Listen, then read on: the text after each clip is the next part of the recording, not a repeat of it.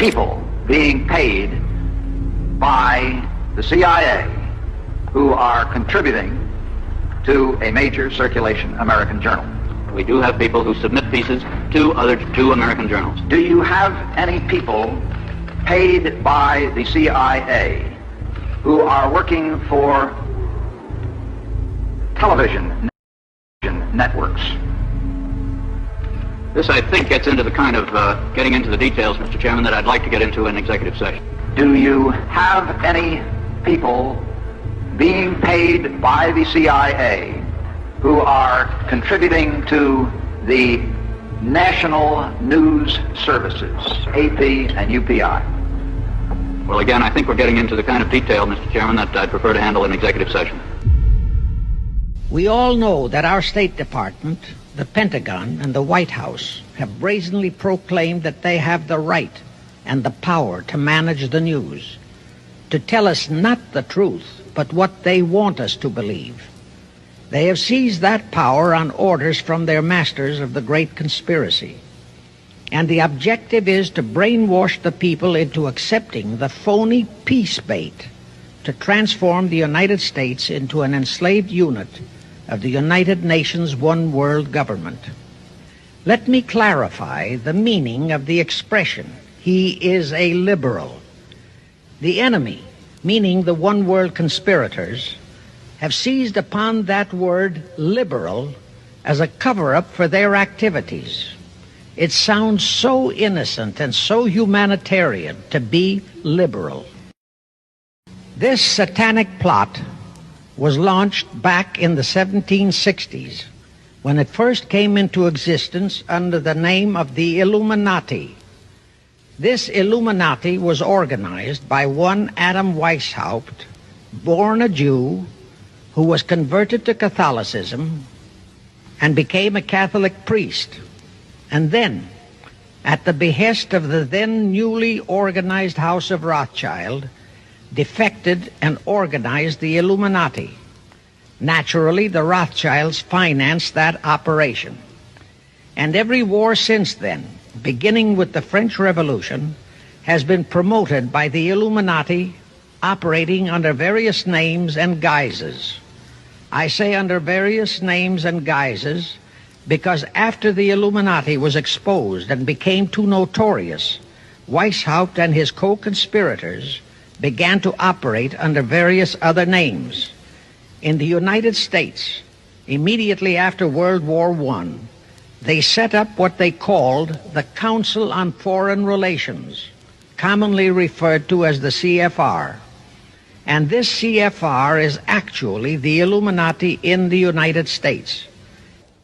Perhaps the most vital directive in Weishaupt's plan was to obtain absolute control of the press, at that time the only mass communications media, to distribute information to the public, so that all news and information could be slanted, so that the masses could be convinced that a one-world government is the only solution to our many and varied problems.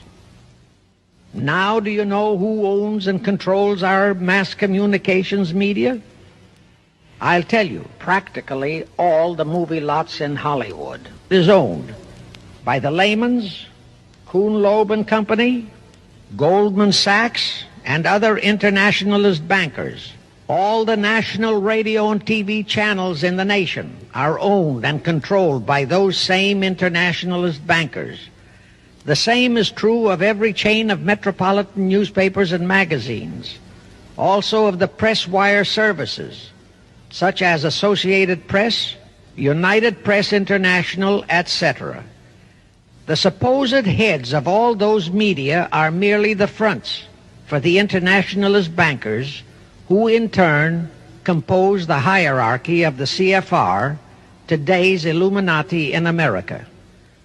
Now can you understand why the Pentagon's press agent Sylvester so brazenly proclaimed that the government has the right to lie to the people? What he really meant was that our CFR-controlled government had the power to lie to and be believed by the brainwashed American people. And let's again go back to the first days of the Illuminati. In 1785, the Bavarian government outlawed the Illuminati and closed the lodges of the Grand Orient. In 1786, they published all the details of the conspiracy. The English title of that publication is The Original Writings of the Order and Sect of the Illuminati. Copies of the entire conspiracy were sent to all the heads of church and state in Europe. But the power of the Illuminati, which was actually the power of the Rothschilds, was so great that this warning was ignored. Nevertheless, Illuminati became a dirty word, and it went underground. At the same time, Weishaupt ordered Illuminists to infiltrate into the lodges of Blue Masonry and form their own secret societies within all secret societies. Only Masons who proved themselves internationalists and those whose conduct proved they had defected from God were initiated into the Illuminati. Thenceforth, the conspirators donned the cloak of philanthropy and humanitarianism to conceal their revolutionary and subversive activities, and that all that secrecy emphasizes the power of the masterminds of the Illuminati to prevent such terrible events of history from being taught in our schools. In 1834, the Italian revolutionary leader Giuseppe Mazzini was selected by the Illuminati to direct their revolutionary program throughout the world. He served in that capacity until he died in 1872. But some years before he died, Mazzini had enticed an American general named Albert Pike into the Illuminati. Pike was fascinated by the idea of a one-world government, and ultimately he became the head of this Luciferian conspiracy. Between 1859 and 1871, Pike, worked out a military blueprint for 3 world wars and various revolutions throughout the world, which he considered would forward the conspiracy to its final stage in the 20th century. Again, I remind that these conspirators were never concerned with immediate success. They always operated on a long-range view. Pike did most of his work in his home in Little Rock, Arkansas. But a few years later, when the Illuminati's lodges of the Grand Orient became suspect and repudiated because of Mazzini's revolutionary activities in Europe, Pike organized what he called the New and Reformed Palladian Rite. He set up 3 supreme councils, one in Charleston, South Carolina, one in Rome, Italy, and the 3rd in Berlin, Germany. He had Mazzini establish 23 subordinate councils in strategic locations throughout the world. These have been the secret headquarters of the world revolutionary movement ever since. Long before Marconi invented radio, the scientists in the Illuminati had found the means for Pike and the heads of his councils to communicate secretly. It was the discovery of that secret that enabled intelligence officers to understand how apparently unrelated incidents, one such as the assassination of an Austrian prince at Sarajevo, took place simultaneously throughout the world, which developed into a war or a revolution. Pike's plan was as simple as it has proved effective.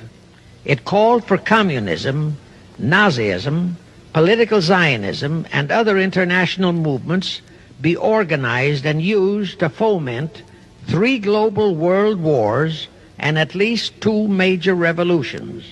The First World War was to be fought so as to enable the Illuminati to destroy Tsarism in Russia, as vowed by Rothschild after the Tsar had torpedoed his scheme at the Congress in Vienna, and to transform Russia into a stronghold of atheistic communism.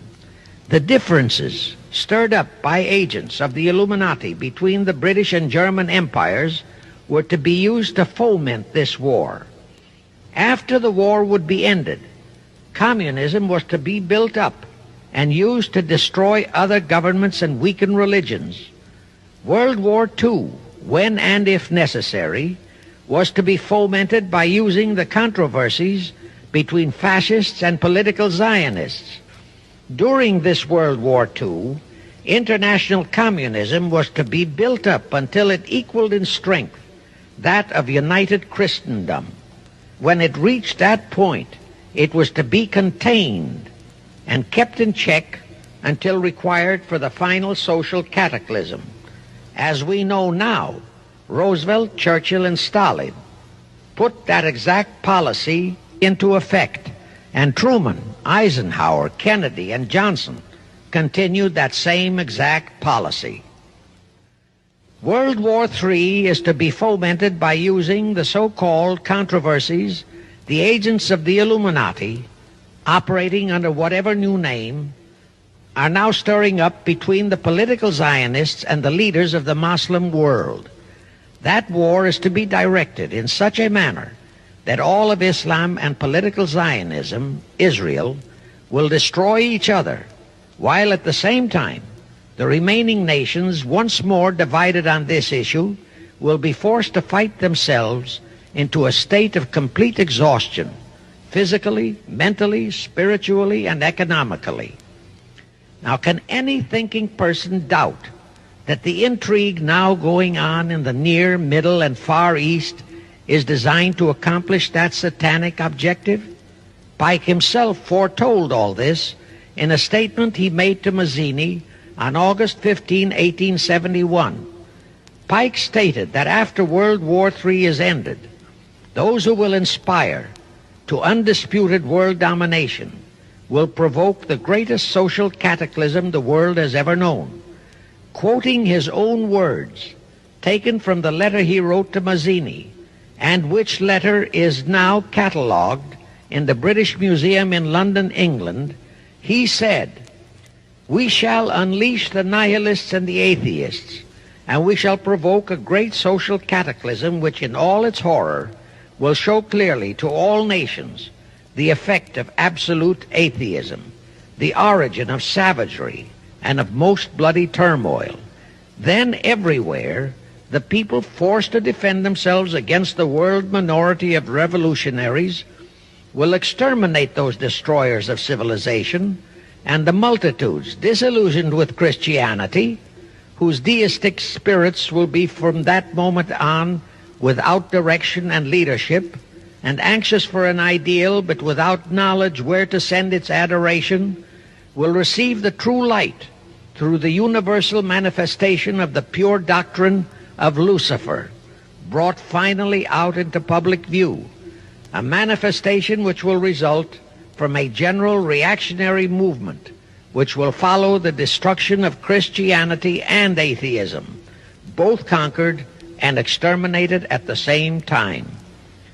When Mazzini died in 1872, Pike made another Italian revolutionary leader named Adrian Lemmy his successor. Lemmy, in turn, was succeeded by Lenin and Trotsky, then by Stalin. The revolutionary activities of all those men were financed by British, French, German, and American international bankers, all of them dominated by the House of Rothschild. We are supposed to believe that the international bankers of today, like the money changers of Christ's day, are only the tools or agents of the great conspiracy, but actually they are the masterminds behind all of it. While the general public has been brainwashed by all the mass communications media into believing that communism is a movement of the so-called workers, the actual fact is that both British and American intelligence officers have authentic documentary evidence that international liberals operating through their international banking houses, particularly the House of Rothschild, have financed both sides in every war and revolution since 1776. Those who today comprise the conspiracy, the CFR in the United States, direct our governments, whom they hold in usury through such methods as the Federal Reserve System in America, to fight wars such as Vietnam, created by the United Nations, so as to further Pike's Illuminati plan.